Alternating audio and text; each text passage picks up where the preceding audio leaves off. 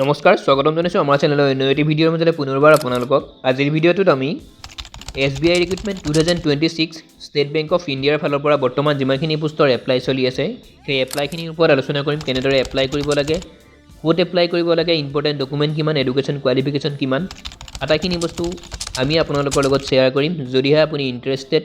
state bank of ইণ্ডিয়াত যদি আপুনি কাম কৰিব বিচাৰি আছিল SBI তেতিয়াহ'লে আজিৰ ভিডিঅ'টো আপোনাৰ বাবে কাৰণ মই আগতে যিমানবোৰ প্ৰাইভেট জব বা চৰকাৰী জবৰ ওপৰত ভিডিঅ' আপলোড কৰোঁ তাত সকলোৱে কমেণ্ট কৰে আৰু মই সদায় কওঁ যে প্ৰাইভেট জবৰ ওপৰতো যদি কিবা ভিডিঅ' থাকে তেতিয়াহ'লে আপুনি জনাব বুলি সেইটোৰ বাবে আজিৰ ভিডিঅ'টো আপোনাৰ বাবে এটা কথা আপোনালোকক ক্লিয়াৰ কৰি দিওঁ বহুতে ভাবে বেংকত কাম কৰিবলৈ হ'লে কমাৰ্চ লাগে বিকম লাগে এমকম লাগে তেনেকুৱা কথা নহয় বেংকত কাম কৰিবলৈ হ'লে আপোনালোকে যদি সিম্পল 10 পাছ কৰিছে বা 12 পাছ কৰিছে তেতিয়াও আপুনি এপ্লাই কৰিব পাৰিব টেনচন ল'ব নালাগে কাৰণ ইয়াত সিকিউৰিটিৰ পৰা আটাইখিনি পদৰে ইয়াত পোষ্ট মিলিত হৈ আছে সিম্পলকৈ যদি আপুনি থাৰ্ড ডিভিজনত যদি 10 পাছ কৰিছে মেল ফিমেল যোনেই নহওক কিয় আপুনিও এপ্লাই কৰিব পাৰিব চিন্তা কৰিব নালাগে তো সকলো কম ক'ত এপ্লাই কৰিব লাগে কেনেদৰে এপ্লাই কৰিব লাগে আটাইখিনি কথা আপোনালোকক কৈ দিম কিন্তু সকলোৱে মোক লিংকটো বিচাৰে এপ্লাই কৰা লিংক মই লিংক আপোনালোকক দিব নোৱাৰোঁ কিন্তু আটাইখিনি বস্তু কৈ দিম কেনেদৰে এপ্লাই কৰিব লাগে ঠিক আছে SBI ৰ ওপৰত গুৰুত্বপূৰ্ণ অকণমান তথ্য মই আপোনালোকক স্ক্ৰীনত লগাই দিছোঁ যেতিয়া ইয়াত এই সিলেকশ্যন প্ৰচেছত কোনো ধৰণৰ আপোনালোকৰ পৰীক্ষা নাথাকে বা কোনো ধৰণৰ আপোনালোকৰ সিলেকশ্যন প্ৰচেছ এনেকুৱা টান নহয় তাত কেৱল আপোনালোকে এপ্লাই কৰিব লাগে নিয়াৰিকৈ খুব সুন্দৰকৈ ডকুমেণ্টৰ কথা মই কৈ আছোঁ তাৰ নেক্সট আপোনালোকৰ এপ্লাই কৰাৰ পিছত এটা ইণ্টাৰভিউ হ'ব আৰু ডকুমেণ্ট ভেৰিফিকেশ্যন হ'ব তাৰপিছত যদিহে আপোনালোকৰ মিলে তেতিয়াহ'লে আপোনালোকৰ জব এটা পাব কথাটো হ'ল কি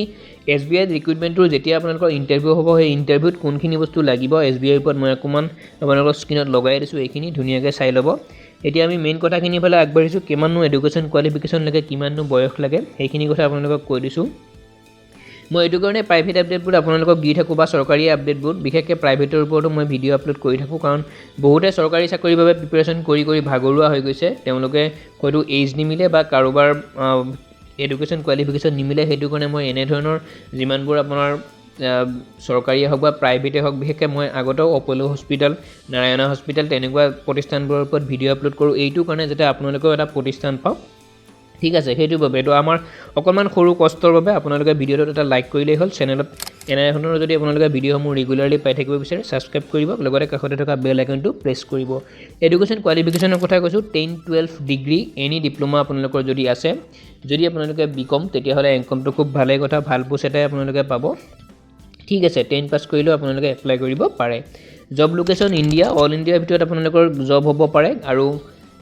আমাৰ বিশেষকৈ অসমৰ যিখিনি স্থায়ী আছে তেওঁলোকে অসমৰ ভিতৰতে হ'ব কাৰণ অসমতো ষ্টেট বেংকৰ বহুতো প্ৰতিষ্ঠান আছে তেনেকুৱা শ প্ৰতিষ্ঠান আছে আপোনালোকে তাত পাব জব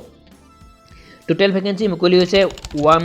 10,126 এপ্ৰক্স ইয়াতকৈ হয়তো বেছিও হ'ব পাৰে কিন্তু নকমে চিন্তা কৰিব নালাগে 10,000 পোষ্ট বহুত পোষ্ট হয় আপোনালোকে যদি ইণ্টাৰেষ্টেড কিন্তু এপ্লাই কৰি ল'ব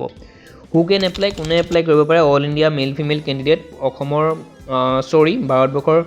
যিমানবোৰ ষ্টেট আছে প্ৰতিখন ষ্টেটৰেই কাৰণ ভাৰতৰ প্ৰতিখন ষ্টেটতেই আমাৰ ষ্টেট বেংকৰ প্ৰতিষ্ঠান আছে বা বেংক আছে সেইটোৰ বাবে অল ইণ্ডিয়াৰ কেণ্ডিডেটে ইয়াত এপ্লাই কৰিব পাৰে যদি অসমৰ যিকোনো এখন ডিষ্ট্ৰিক্টৰ পৰা যদি আপুনি বসবাস কৰি আছে আপুনিও এপ্লাই কৰিব পাৰে চিন্তা কৰিব নালাগে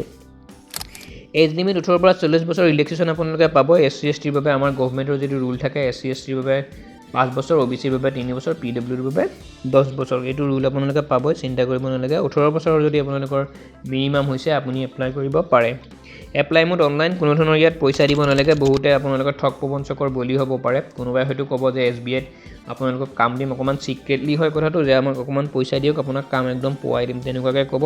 কাকো একো মেনশ্যন ইয়াত উল্লেখ কৰা আছে যে কোনো ধৰণৰ পইচা পাতিৰ কথা ইয়াত আহি পৰাই নাই এপ্লাই কোনো ধৰণৰ পইচা দিব নালাগে যদি আপুনি নিজৰ ফোনতে কৰে নিজৰ মোবাইলতে কৰে তেতিয়াহ'লে বা নিজৰ PCত কৰে নিজৰ ঘৰত কোনো ধৰণৰ পইচাৰ প্ৰয়োজন হয়ে নপৰে আৰু যদি কোনোবা লগৰ বন্ধুৰ সৈতে যদি কম্পিউটাৰ দোকানত কৰে বা শ্বপত কৰে তেতিয়াহ'লে তেওঁক কিবা এটা বেলেঞ্চ দিব লাগিব 50-100 টকা এপ্লাই কৰি দিয়াৰ নামত কিন্তু বাকী তেওঁলোকে একো পইচাৰ বিচৰা নাই ডকুমেণ্ট আটাইতকৈ ডাঙৰ সমস্যাটো থাকে ডকুমেণ্টখিনিৰ ওপৰত আধাৰ কাৰ্ড আপোনালোকৰ লাগিব ছিগনেচাৰ লাগিব এইজ প্ৰুফৰ বাবে মেট্ৰিকৰ এডমিট কাৰ্ডখনো যথেষ্ট বা ভোটাৰ কাৰ্ডতো বয়সটো উল্লেখ থাকে residence certificate registered mobile number voter PAN educational certificate বা মাৰ্কশ্বিটখিনি কাষ্ট চাৰ্টিফিকেটখন লাগিব CV ৰিজিউম অৰ্থাৎ আপোনালোকৰ বায়'ডাটাখন এইখিনি পাছপৰ্ট সাইজৰ ফটো লাগিব মই আকৌ কৈ দিছোঁ কাৰণ বৰ্তমান আমি যিখিনিৰে এপ্লাই কৰিম এই SBI ৰিক্ৰুটমেণ্টত সেই এপ্লাই কৰা ডকুমেণ্টখিনি যেতিয়া আপোনালোকৰ এপ্লাই কৰাৰ পিছত ইণ্টাৰভিউ বাবে মাতিব সেই ইণ্টাৰভিউৰ পিছত ইণ্টাৰভিউটো পাছ কৰাৰ পিছত আপোনালোকৰ ডকুমেণ্ট ভেৰিফিকেশ্যন হ'ব ডকুমেণ্ট ভেৰিফিকেশ্যনত যদি বৰ্তমান এপ্লাই কৰা ডকুমেণ্টখিনি আৰু ভেৰিফিকেশ্যন কৰা ডকুমেণ্টখিনিৰ মাজত যদি পাৰ্থক্য পায় আপুনি কিন্তু জবটো নাপাব হাতে হেৰুৱাব লাগিব গতিকে ডকুমেণ্টখিনিত কাৰোবাৰ যদি আধাৰ কাৰ্ডত নাম ভুল হৈ আছে আকৌ যদি মেট্ৰিকৰ এডমিটত নাম ভুল হৈ আছে যদি বেলেগ হৈ আছে আজিয়েই ঠিক কৰি লওক কাৰণ এইটো SBI ৰিক্ৰুটমেণ্ট বুলিয়ে নহয় অসমত ভাৰতত বহুত এনেকুৱা ৰিক্ৰুটমেণ্ট আহি আছে চৰকাৰী চাকৰি ওলাই থাকিব চিন্তা কৰিব নালাগে তাৰ মাজতে এটা কথা কওঁ বহুতে মোক এটা কথা কমেণ্ট কৰিছিল যে নেক্সট যদি বিজেপি চৰকাৰ নাহে বা কংগ্ৰেছ চৰকাৰ আহে 5 বছৰ পিছত কি হ'ব আকৌ এনেকুৱা চৰকাৰী চাকৰি আহিবনে নাহে চাওক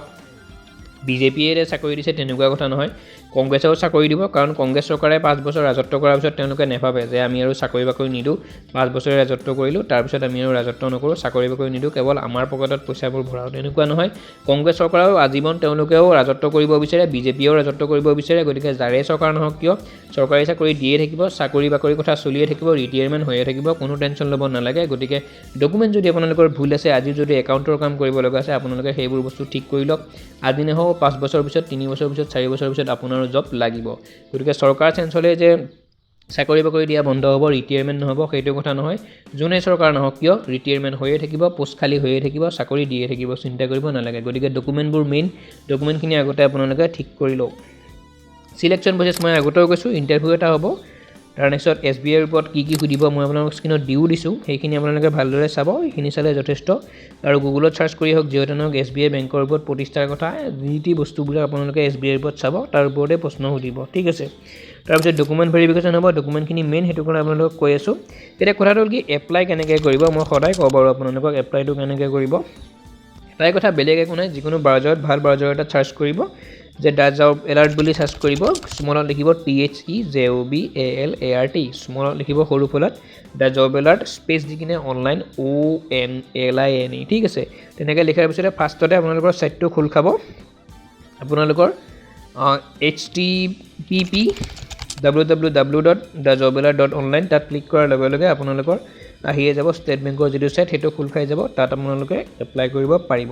নতুবা সেইটো নকৰি যদি ডাইৰেক্ট যদি ব্ৰাউজাৰত আপোনালোকে চাৰ্চ কৰে state bank of India recruitment 2026 বুলিও যদি আপোনালোকে চাৰ্চ কৰে তাতো আপোনালোকে এপ্লাই কৰিব পাৰিব আৰু নেক্সট যদি ইয়াতে কিবা সুধিব লগা আছে মোক কমেণ্ট কৰি সুধিব পাৰে মই সময় সুবিধা মিলাই কিনে আপোনালোকৰ কমেণ্টৰ ৰিপ্লাই দিম ঠিক আছে এপ্লাই লিংকটো কোনেও নুখুজিব মই এপ্লাই লিংকটো আপোনালোকক দিব নোৱাৰোঁ ষ্টেট বেংকৰ ফালৰ পৰা বৰ্তমান যিমানখিনি ৰিক্ৰুটমেণ্ট হৈ আছে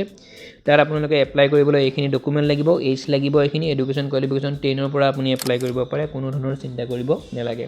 সম্পূৰ্ণ ভিডিঅ'টো ইমান আছিল সম্পূৰ্ণকৈ শেষলৈ চোৱাৰ বাবে পুনৰবাৰ ধন্যবাদ জনাইছোঁ আৰু আকৌ কৈছোঁ কমেণ্টত আপোনালোকৰ ডিষ্ট্ৰিক্টখনৰ নাম এডুকেশ্যন কোৱালিফিকেশ্যন এইজটো জনাবলৈ নাপাহৰিব লগতে এনেধৰণৰ ভিডিঅ'সমূহ পাই থাকিবলৈ